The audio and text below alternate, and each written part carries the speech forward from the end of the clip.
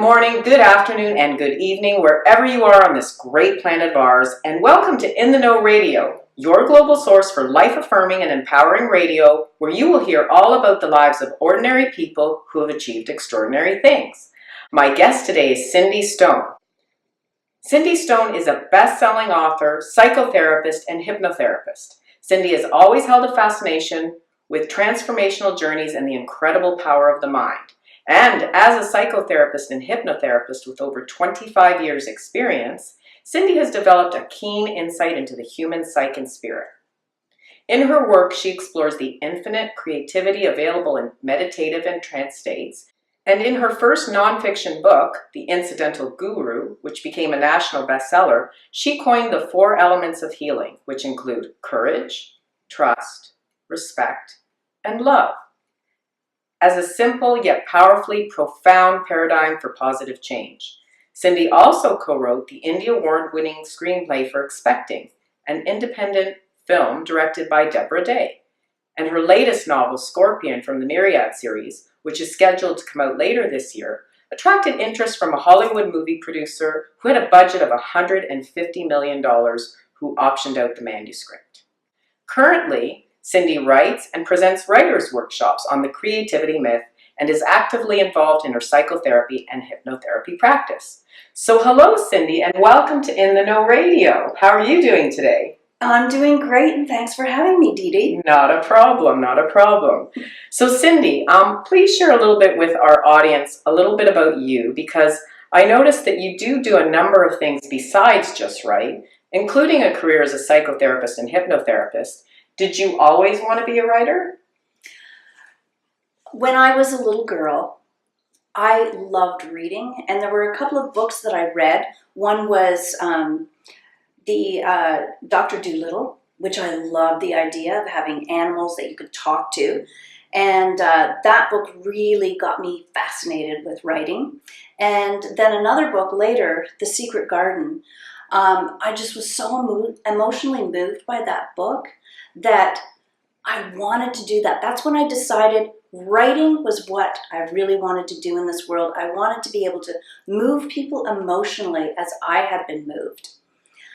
But what happened was I really didn't have any confidence in my ability to write, and I didn't really find myself a natural storyteller. You know, as I grew up and you talk to people, and some people just tell these fantastic stories and they're just captivating, and I really didn't feel like that was natural to me.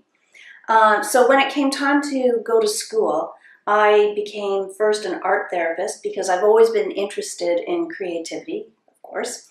And after I became an art therapist, I went on to become a psychotherapist, and I got a master's degree. And I always was concerned with, I'm a lousy writer, I don't have any ideas. And so all of these lack of confidence just really affected me. So it wasn't until quite a while later that I started writing.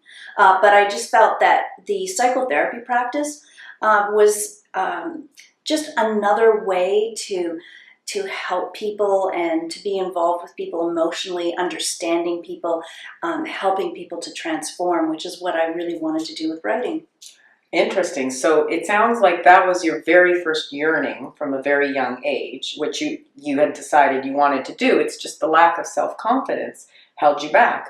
But no doubt, having all this experience with psychotherapy and hypnotherapy and transformation, it did give you a lot of insight into the human psyche, which is, I mean, I read your novel, Scorpion, and I have to say, I read it in, I told you, I read it in less than 48 hours. I couldn't put it down, and I just thought, wow, it's just absolutely mind-blowing. It's been about 20 years since I've read something that captivating that I woke up in the morning, I went to bed at night reading it. It was absolutely fantastic. So would you share a little bit about how you first got started, since I guess you had a late start in writing. When did you first get started? When did you pick that yearning back up? Well, I had moved to California, Santa Barbara, which is a beautiful and an inspiring place. And while I was there, I met this man who gave writers' workshops for screenwriters. And he said, why don't you come along? And, I said, well, like, this is what I've always wanted to do, but I don't have any ideas, you know, I don't think I'd really belong. And he said, come anywhere, anyway. So I went every Saturday. It was all day long. And I hung out there with him and a bunch of really cool writers, all screenwriters, for about 5 years. And in that workshop, my confidence grew because I was learning the skill of storytelling. And through that workshop and learning those skills, or that craft of storytelling, really, really helped me. When I came back to Canada, I was getting divorced and feeling, you know, like, oh, okay, my life is kind of all thrown up in the air. I've been living in California, now I'm back in Toronto. And so I decided I'd get this dog. I'd do a rescue dog, and he'd be a great buddy, and we'd have great fun. And what I did was I adopted a dog. I called him Harry. He was really awful. and he was aggressive, and he was terrible. He was the worst dog ever. And just what you did in the middle of a divorce. Really. An upheaval in life. It's a horrible dog. Yeah, it just made me feel really horrible. But what it did do was, as I was going through this journey with Harry, because instead of dumping him back on at the pound, what I did was I learned how to really communicate with this dog. Kind of go back to Dr. Dolittle, because I really feel like I learned how to communicate. And through that experience and that incredible journey with him, from being a horrible dog to a wonderful dog, I had an idea. I can map that experience onto my psychotherapy experience, and I can write a book that I felt I finally had a way to convey the work that I'd been doing in my psychotherapy practice, transforming with people. And so I used all of those ideas, and I wrote The Incidental Guru, and it turned out to be a really good vehicle for me. Not only a really good vehicle, a national bestseller. So no doubt again that you helped transform the lives of many, since it was such a success. Yeah, well, it was a wonderful experience, and I had so many people writing me all the time and telling me how that book had changed their lives. So it was rewarding, and it was nice to discover that I had finally found a way to take an idea and put it into a book form that could speak to others. So what exactly did you learn from the process of writing the book that helped to increase your confidence to the point where you are today? Well, writing a book can't help but change you. From the process of taking an idea and then clarifying that idea, crafting that idea into a workable theme, and then taking that theme and creating an entire book around it, is just a life-changing experience anyway, because I used to be somewhat of a procrastinator, and of course I suffered from a lack of confidence, but you can't procrastinate when you're writing a book. You just have to keep on doing it. And I was the kind of perfectionist that didn't want to do anything in case it wasn't good enough. Well, through this process, what was happening was I was writing a book, and I was continuing to write, and I was learning as I was writing, and I had to perfect. And then, of course, once you have the whole story, you learn, oh my goodness, I can actually write this long book and complete it, rather than have something that's half started.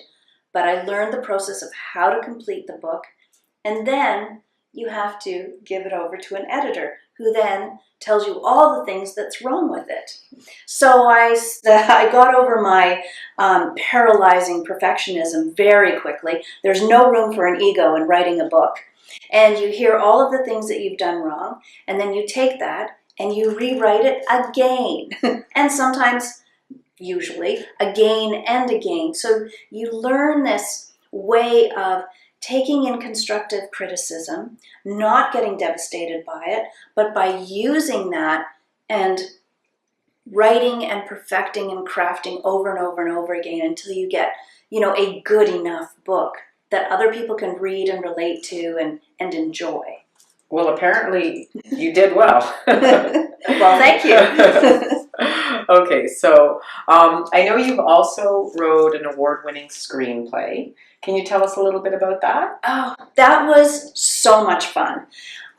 There were three of us writing this screenplay, and we met at a bar downtown called The House on Parliament. I don't know if you probably know it. And that was before it was renovated. It was just such a cool little pub.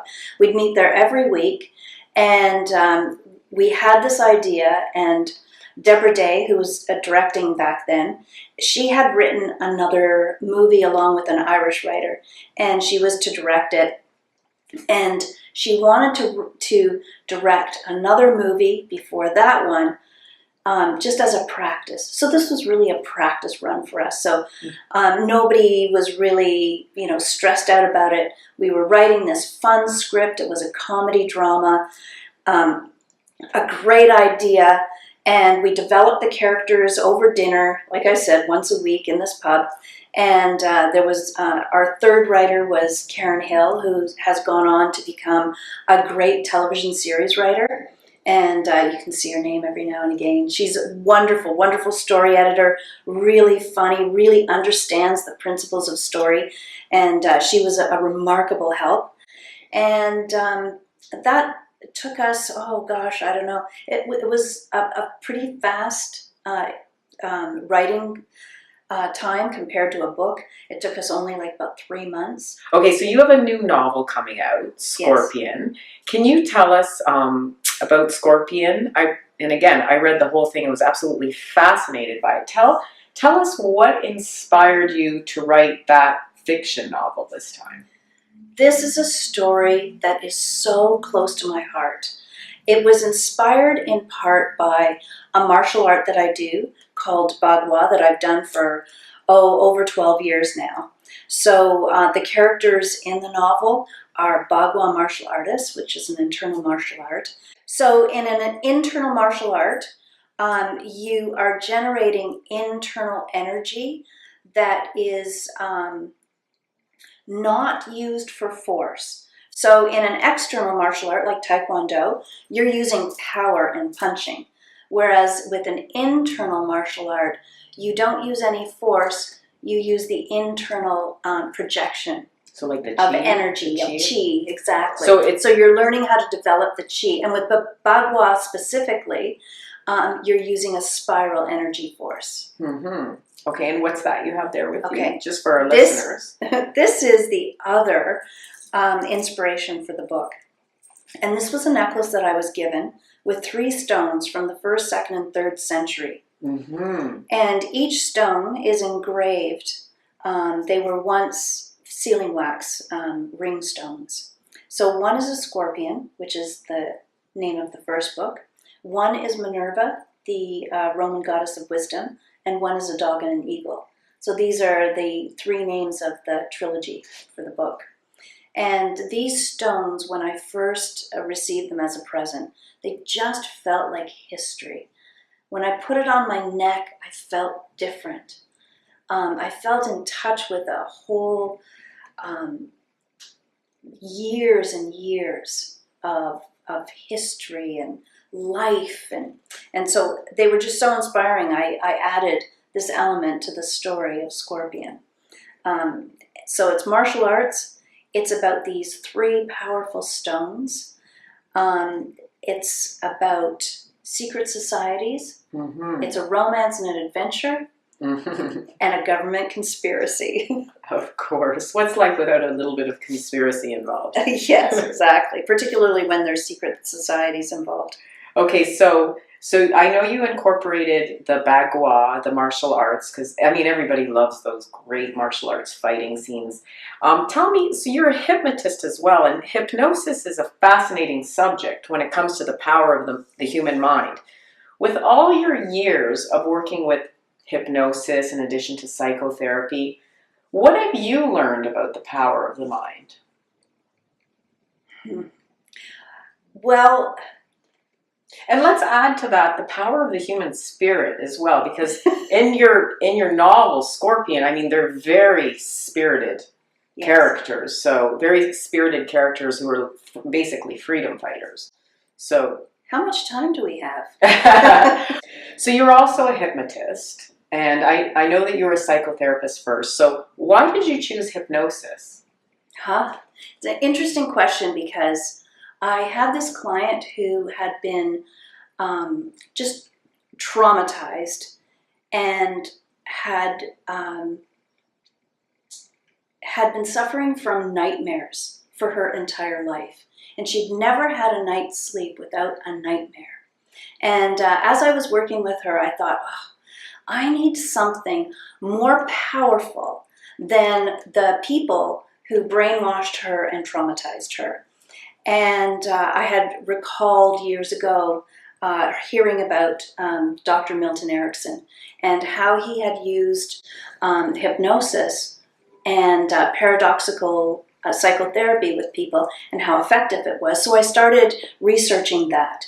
And as I researched that, I came up with Igor Ledachowski, who is a phenomenal teacher of hypnosis. And so I started studying with him, and I had this remarkable transformation with my client. Doing hypnosis with her, the first thing that happened was she stopped having nightmares every night. Now she was having incredible creative dreams that were healing her during the night. And they were remarkable. They were so rich and creative and helpful. And she was getting some relief for the first time. She was also getting some sleep. And you know, when people don't sleep, it's really hard to function in life. So then she started functioning better in life.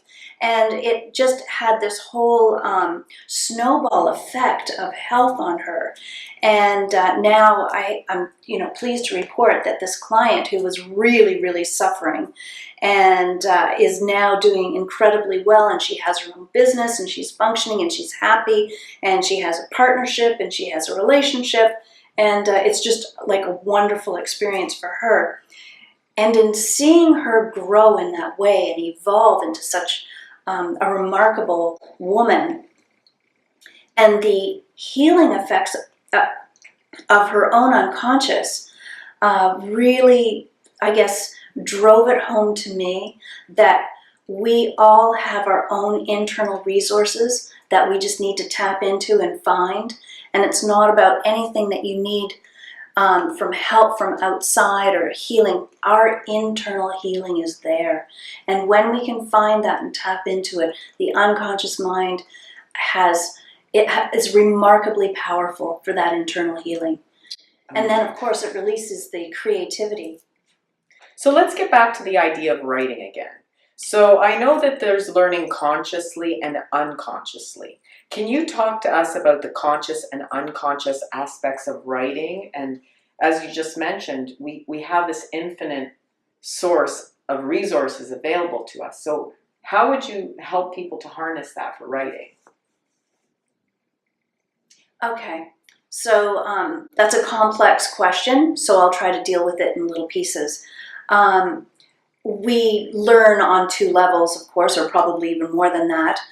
We learn consciously, that's using the rational mind, that's by learning skills and craft. And we also learn unconsciously, and that's when we don't even know how we're learning, but we are learning.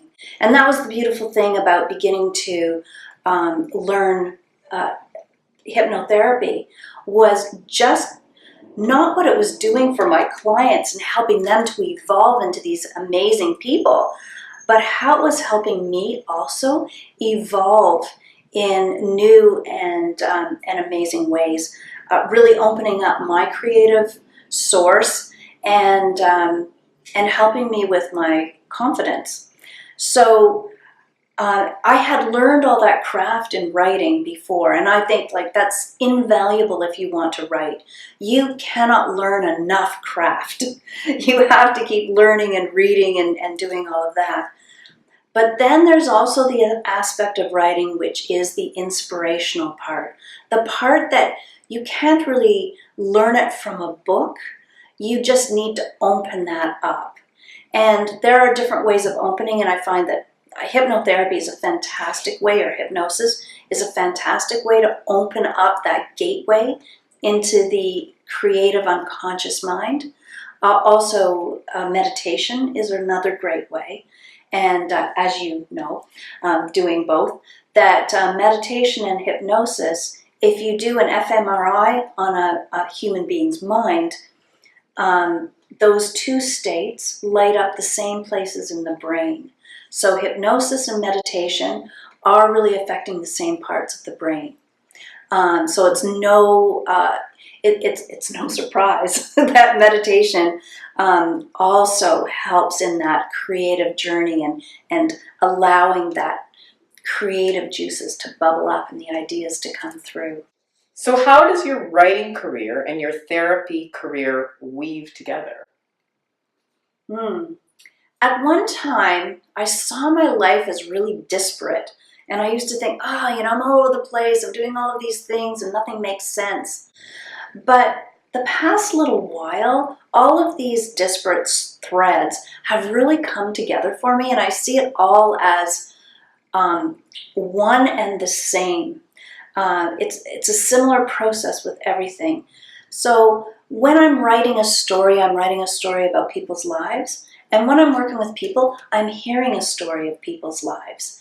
And when you have these stories and you are able to use, transformational hypnosis, transformational psychotherapy with people in a psychotherapy practice, and then all of that is transferable to when you're writing a story, because you know how people change. You also know how people rigidly hold on and try to control things. So there's just this really nice synergy now between the two of them.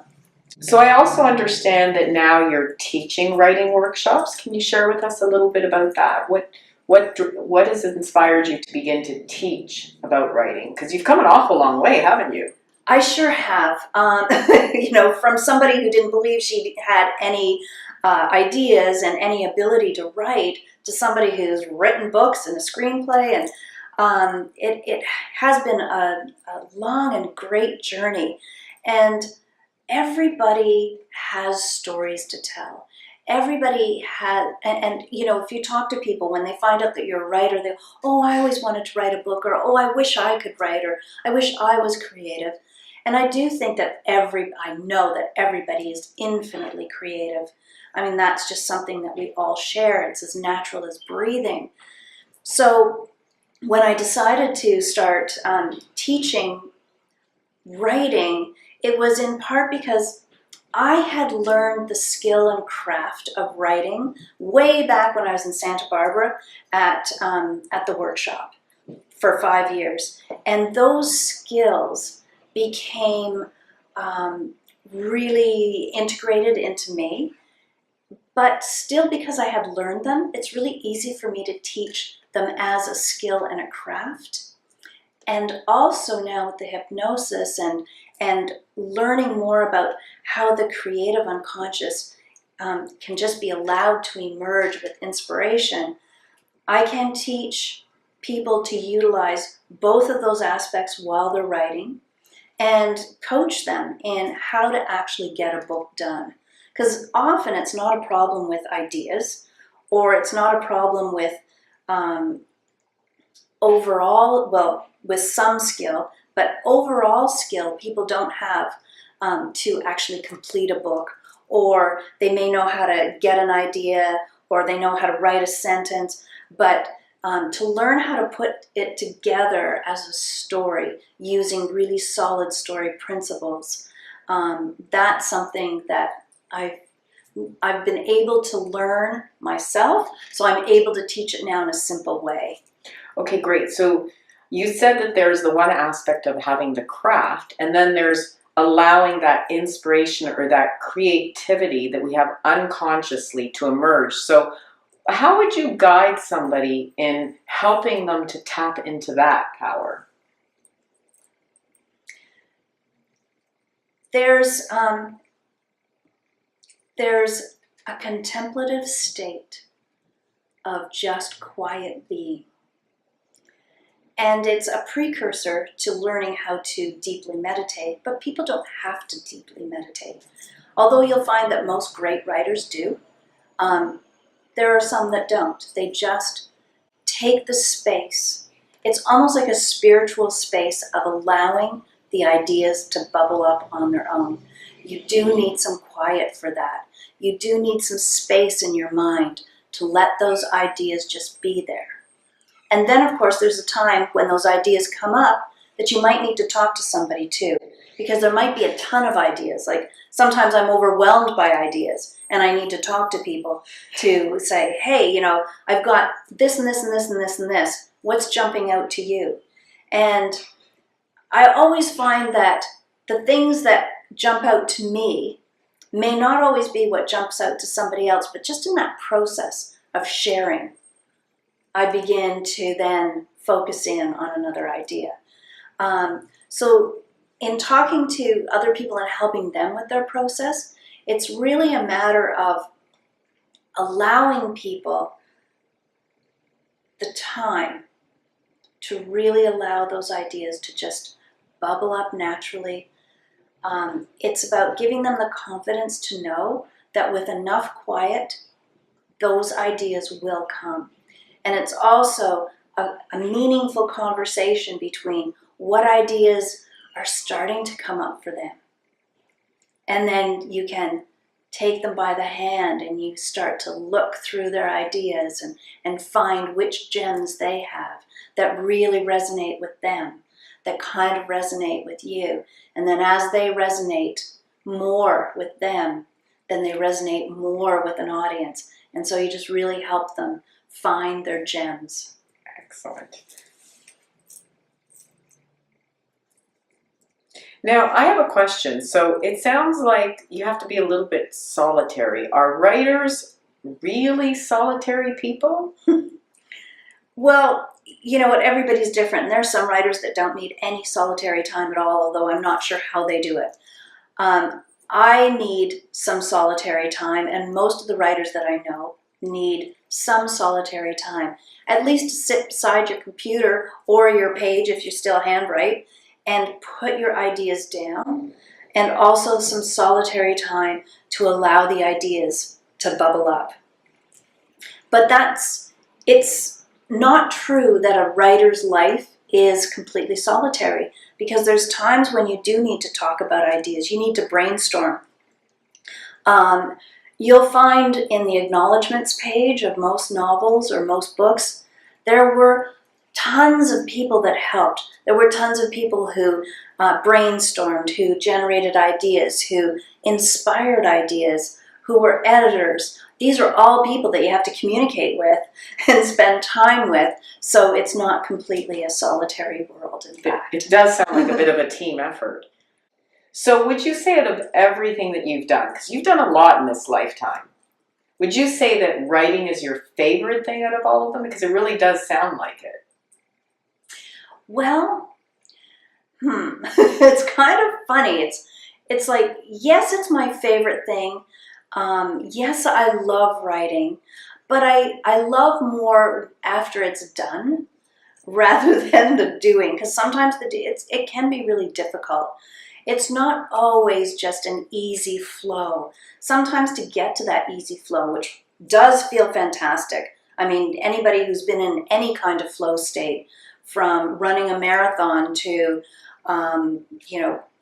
dancing at a nightclub, that flow state is gorgeous, but it's hard to get to when you're writing sometimes. And there's a lot of, like, I don't know, kind of grunt work to writing, where you're writing and then you have to go over it and then you have to get an editor and then you're back to it and you have to write it over again and craft and craft and craft. Like, there's a lot of tedious stuff. So you're suggesting that there actually might be some work involved in this. Oh, there's some work, yes. But other than that, it does sound very inspiring.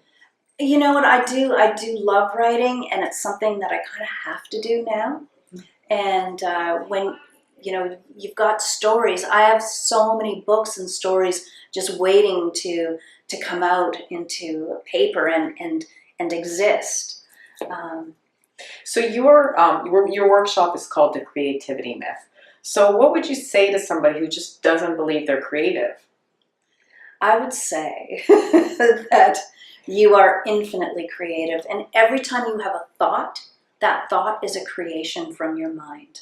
Every time you say a sentence, you are putting together words and ideas that never existed before.